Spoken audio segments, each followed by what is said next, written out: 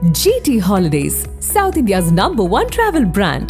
You know you are special when you're with GT Holidays. எங்க சேதாரத்துக்கு மேல கொடுத்தீங்கன்னா உங்க காசை வேஸ்ட் பண்ற மாதிரி தான்.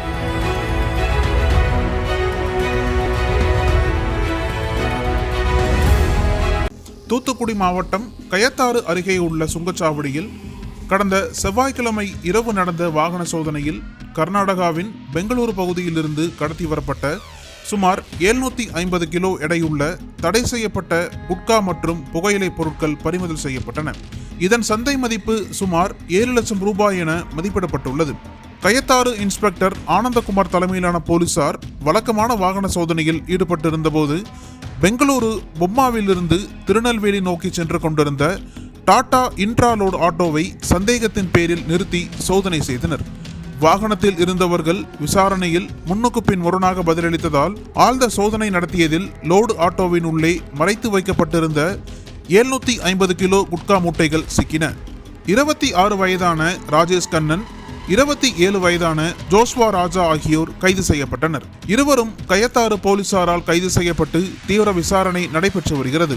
குட்கா மூட்டைகள், லோடு ஆட்டோ, இருசக்கர வாகனம் ஆகியவை பறிமுதல் செய்யப்பட்டுள்ளன. தமிழ்நாட்டில் குட்கா, பான் மசாலா உள்ளிட்ட புகையிலை பொருட்கள் 2013 முழுமையாக தடை செய்யப்பட்டுள்ள நிலையில் கர்நாடகா, ஆந்திரா எல்லைகளிலிருந்து தொடர்ந்து கடத்தல் நடப்பது பெரும் சவாலாக உள்ளது.